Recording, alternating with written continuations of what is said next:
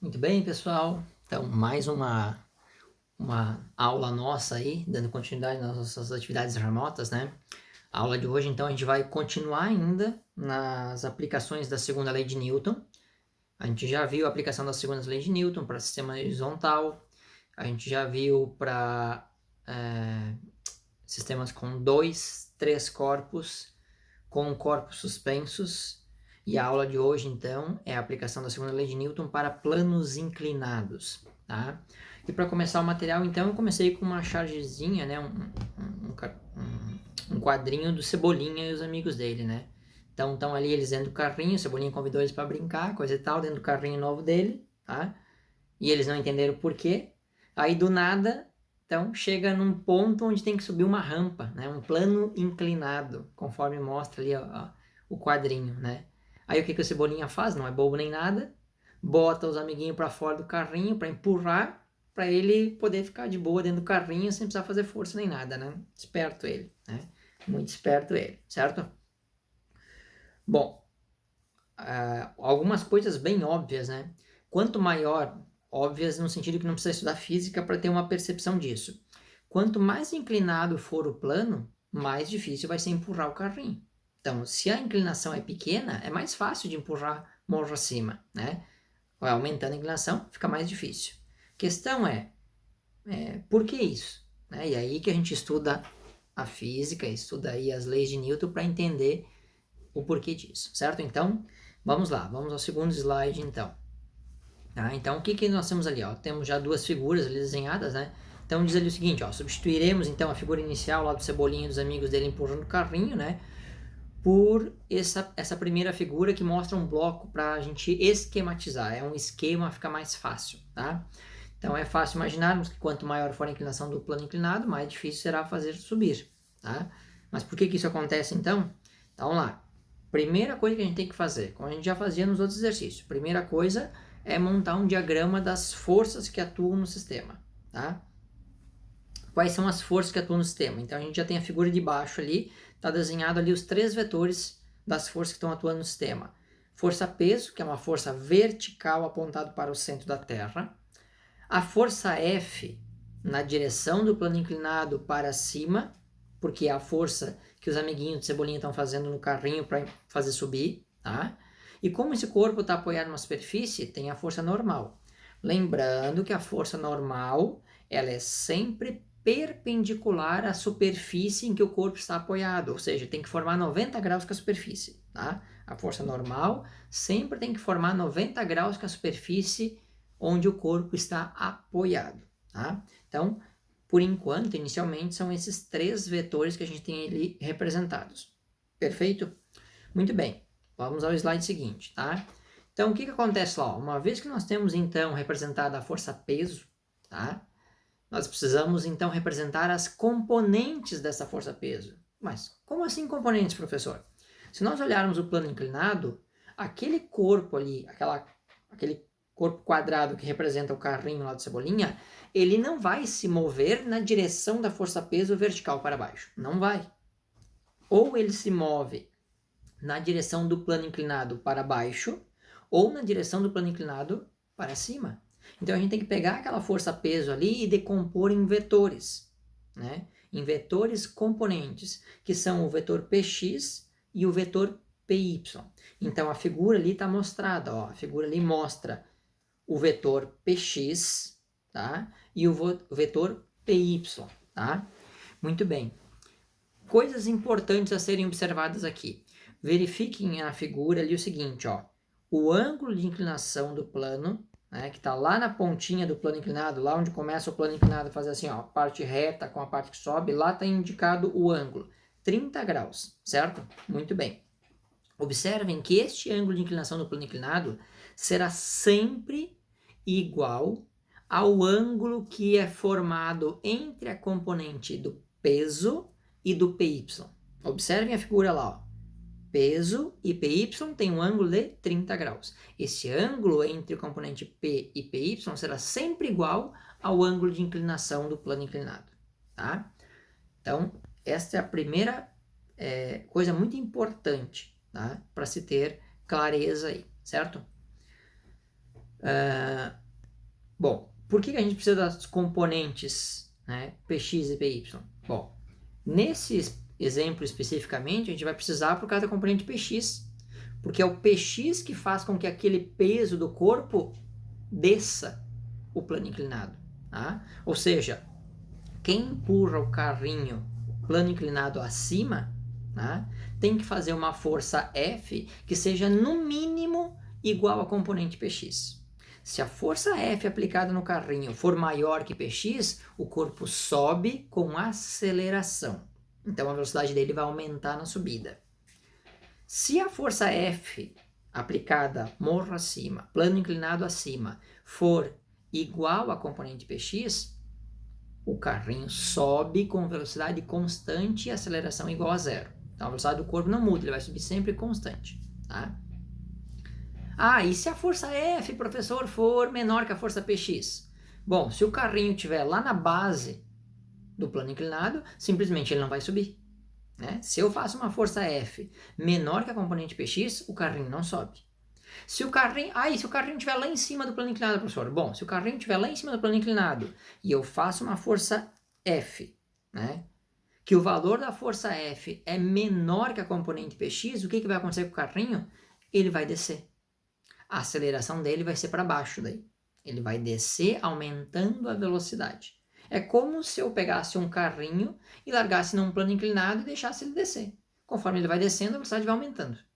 Tá? Lembrando que a gente está falando de sistemas, nesse caso aqui, sistemas que não têm atrito entre o corpo e a superfície. Sistemas sem atrito aqui nesses planos inclinados, tá, gente?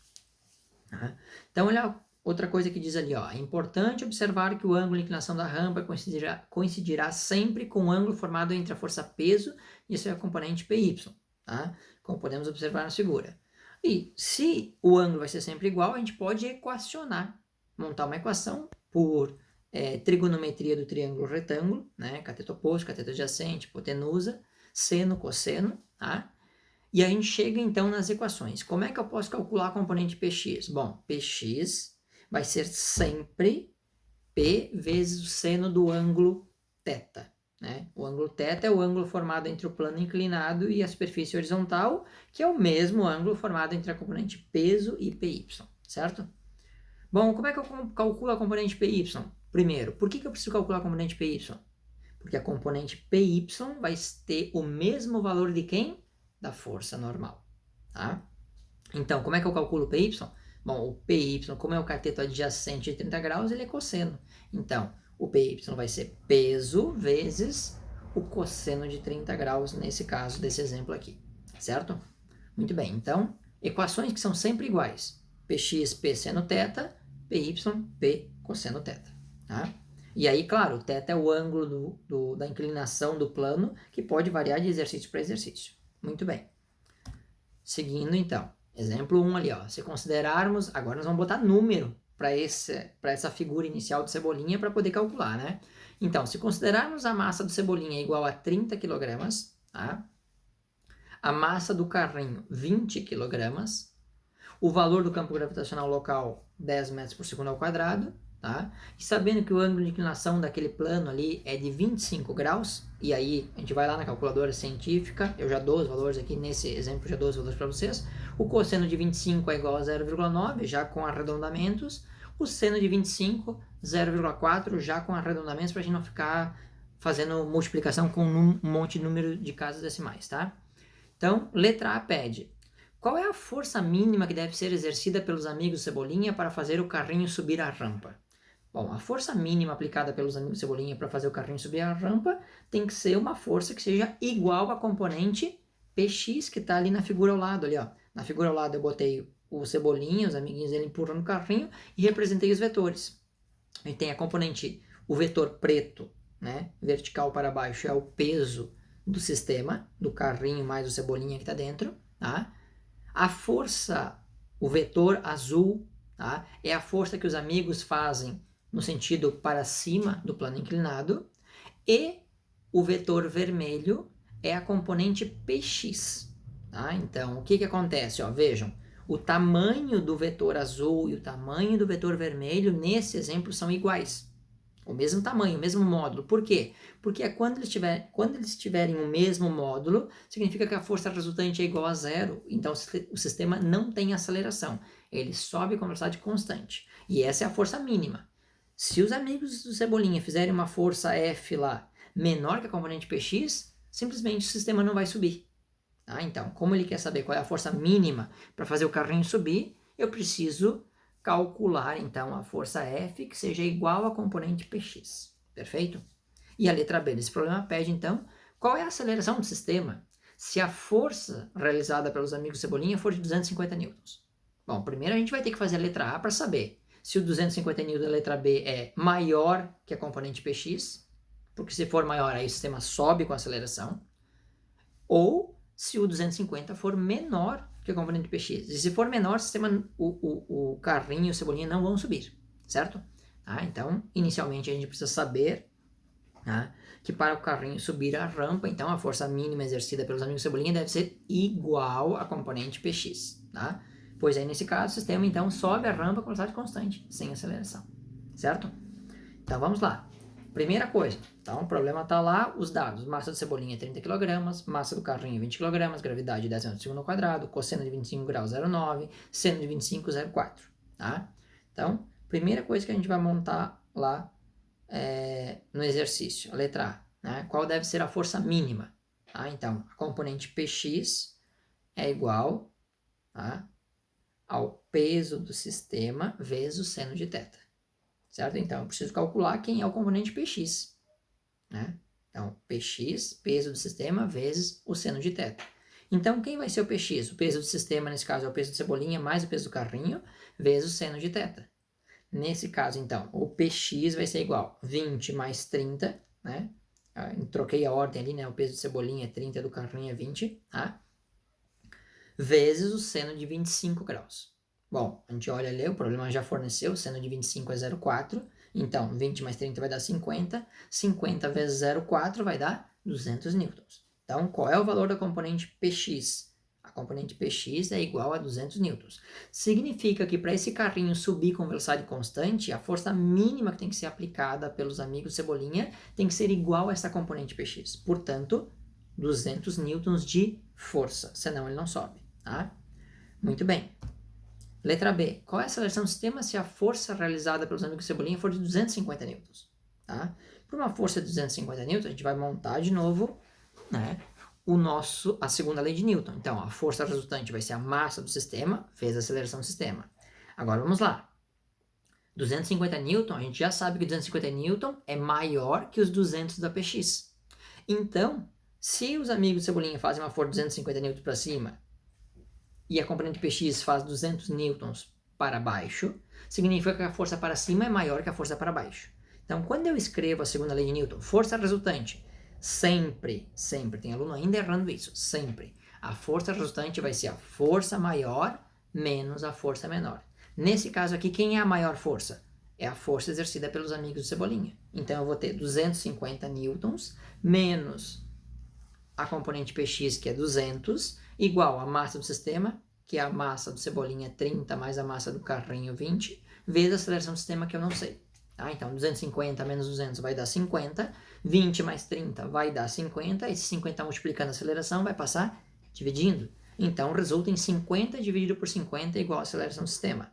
Logo, a aceleração do sistema é igual a 1 metro por segundo ao quadrado. Pronto, está resolvido o problema. O primeiro problema, esse do Cebolinha e seus amigos. Vamos ao exemplo 2 agora, tá?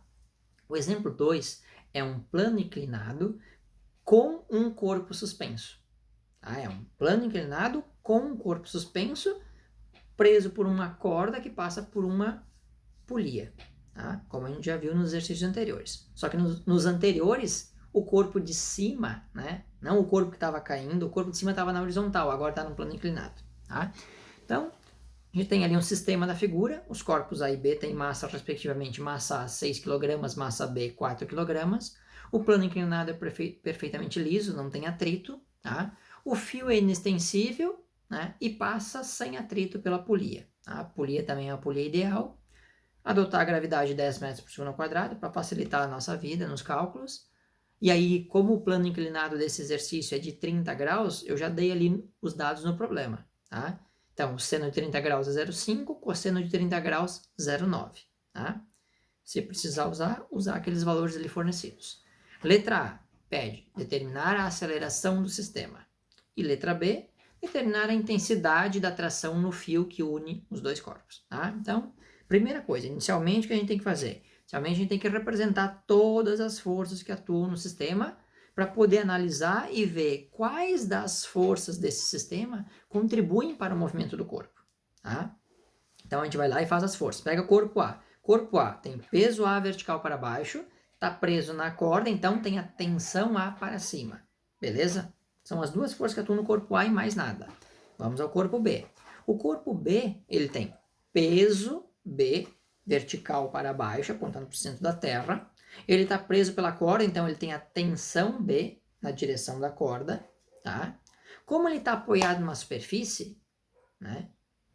A componente peso B, ela tem a força do peso do corpo B tem as componentes, então eu tenho que representar ali quem são as componentes, PB na direção X, PB na direção Y, certo?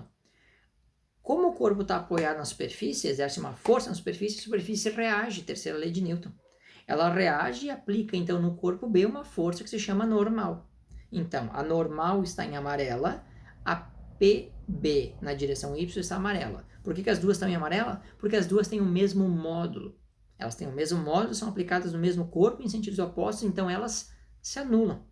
Assim como se anulam a tensão B, aplicada pela corda no corpo B, e a tensão A, aplicada pela corda no corpo A, porque os tensão B e tensão A têm o mesmo valor, mesmo módulo, mas sentidos opostos, tá? Então, anulando a normal, anulando PBY, anulando a tensão B, anulando a tensão A, o que sobrou no meu sistema?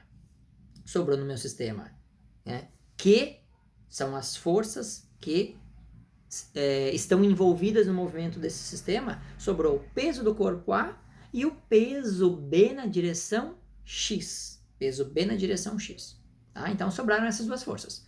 Peso A e peso B na direção X. Muito bem, vamos ao slide seguinte. Tá? Então, os dados do problema estão ali, né? Primeira coisa que eu preciso fazer, gente. Para eu saber se esse sistema tem duas possibilidades. O corpo A ou desce ou ele sobe. Não tem outra opção, né? Ele não vai ir para o lado, certo? O corpo A ou ele desce ou ele sobe. Como é que eu vou saber se o corpo A vai descer ou vai subir, professor? Simples. Eu vou ter que analisar quem? Eu vou ter que analisar as duas forças que contribuem para o movimento, que são quem? Peso A e o peso B na direção X. Eu analiso essas duas, tá? E vejo quem é a maior. Se o peso A for maior que o peso B na direção X, o corpo A desce. Se o peso A for menor que o peso B na direção X, então o corpo A sobe e o corpo B desce. Então é isso que eu preciso fazer, a primeira coisa. Então a primeira coisa tem que escrever o peso de A e o peso B na direção X. Né? Então o peso A, como ele é vertical, é só a massa A vezes a gravidade. Então a massa A, 6 kg vezes a gravidade, 10. O peso de A, 60 newtons. Muito bem. O peso B na direção X. O peso B na direção X é P seno θ, né? Como o plano inclinado tem 30 graus vai ter também o valor do seno que eu vou aplicar ali. Então, o peso B vai ficar como? Vai ficar m de B, massa do corpo B, vezes a gravidade, vezes o seno de 30 graus. Aí, substituindo numericamente os valores, a massa de B são 4 kg, a gravidade é 10, e o seno de 30 graus, o problema forneceu, é 0,5, tá? Então, eu vou ter 4 vezes 10 dá 40, 40 vezes 0,5 dá 20. Então, o peso do corpo B na direção X é 20 newtons. Então, agora analisa. Peso do corpo A, 60 newtons. Peso do corpo B na direção X, 20 newtons. Quem é maior? É maior o peso do corpo A. Portanto, se o peso do corpo A é maior, o corpo A vai descer e o corpo B vai subir. Certo? Agora eu vou calcular a letra A do problema. A letra A só começa agora, na verdade, né? Como é que eu calculo a aceleração do sistema? Eu escrevo a segunda lei de Newton, né? Força resultante é igual a massa do sistema vezes a aceleração do sistema. Quem é a força resultante pela enésima vez? A força resultante vai ser sempre a força maior menos a força menor. Neste caso, quem é maior?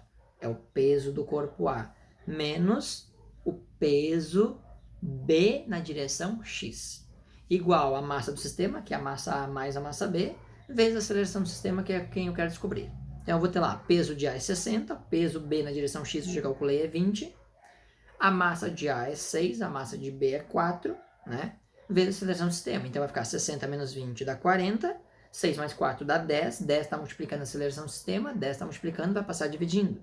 Então eu vou ter 40 dividido por 10, logo a aceleração desse meu sistema aqui é igual a 4 metros por segundo ao quadrado. Resolvida a letra A, que é a aceleração do sistema. Aí nós vamos à letra B, tá? Então, olha o que diz lá, ó, passando o slide. Embaixo da figura diz lá o seguinte, ó. Para o cálculo da tração no fio, faremos exatamente o que vínhamos fazendo nos exercícios anteriores. Ou seja, dividiremos o sistema em duas partes, para trabalharmos ou apenas com o corpo A ou apenas com o corpo B. Tá? Então, tá lá aquele risco preto lá dividindo o sistema. E agora, vocês podem escolher. Tá? Vocês podem escolher, certo? Eu fiz as duas, não precisa fazer sempre as duas. Eu fiz as duas para mostrar que tanto faz escolher uma como escolher a outra, tá? Se eu escolho o corpo A, quais são as duas forças que eu tenho para o corpo A agora? Não, olhando só para o corpo A, eu tenho peso A e tensão A. Quem é maior? Bom, antes, quem era maior? O peso A fazia o corpo A descer. Então, se o corpo A desce, é porque o peso de A é maior que a tensão de A. Tá? Então, força resultante é igual a massa do corpo A vezes a aceleração do sistema. Quem é a força resultante? Força maior menos força menor. Nesse caso agora, só para o corpo A, peso A menos a tensão A é igual a massa de A vezes a aceleração do sistema, que eu já calculei na letra A. Então, eu vou ter lá, peso de A 60 menos a tensão A, que eu não sei quanto é igual a massa do corpo A, que é 6, vezes a aceleração, que é 4. Tá? Então, eu vou ter o 60 está ali, ele passa para o outro lado subtraindo, do outro lado tinha 6 vezes 4 vai dar 24, 24 menos 60. Sobra lá do lado esquerdo da igualdade menos TA, igual 24 menos 60 dá menos 36. Como eu tenho menos TA igual a menos 36, eu multiplico tudo por menos 1. E aí eu chego à resposta final, que a tensão da corda aplicada no corpo A é igual a 36 newtons, tá? Agora, para tirar a prova real, eu vou fazer o quê? Eu vou pegar só o corpo B e vou resolver. Só o corpo B, tá? Lembrando que a normal e o PBY se anulam porque são iguais em sentidos opostos. Numericamente iguais, mas em sentidos opostos. Então, no corpo B, quais são as duas forças que atuam com relação ao movimento? Bom, com relação ao movimento atua a tensão B, que puxa o corpo para cima. Então, eu já sei que como esse corpo está subindo, a tensão B tem que ser maior do que o peso B na direção X, tá? Então, escreve a segunda lei de Newton para o corpo B. Força resultante é igual a massa de B vezes a aceleração do sistema, tá? Quem vai ser a força resultante? Força maior menos força menor. Então, nesse caso, vai ser tensão B menos o peso B na direção X igual a massa de B vezes a aceleração do sistema. Substituindo os valores que eu tenho, já tínhamos calculado o peso de B na direção X, né? Então vai ter lá, ó, tensão B menos o peso de B na direção X é 20, então TB menos 20, igual massa de B é 4, vezes a aceleração do sistema, que também é 4. Este 20 que está subtraindo a tensão B, passa para o outro lado somando. Do outro lado eu vou ter 4 vezes 4 dá 16, mais 20 que passa somando, 16 mais 20 dá 36. Então a tensão B é igual a 36 e obrigatoriamente a tensão B tem que ser igual à tensão A. Beleza? A tensão B tem que ser igual à tensão A. E com isso finalizamos então o nosso segundo exemplo, tá? Vocês vão ficar, gente, nessa unidade aqui com 4 exercícios para fazer. A atividade serão 4 exercícios, valem 4 pontos para a gente fechar a segunda nota desse primeiro trimestre, e com isso a gente consegue fechar as notas do trimestre, tá? Mesmo esquema de sempre, resolve o exercício, posta lá no Classroom, ou manda por e-mail, quem está mandando por e-mail, preferência no Classroom, que fica mais fácil para organizar lá. Na outra semana, né, vocês têm uma semana para fazer, até o domingo do próximo final de semana, e aí no início da outra semana eu começo a corrigir e postar as notas de vocês. Beleza, pessoal? Qualquer coisa, atendimento terça-feira de manhã para tirar as dúvidas. Valeu? Bom estudos aí, pessoal. Abraço, tudo de bom. Se cuidem. Abraço.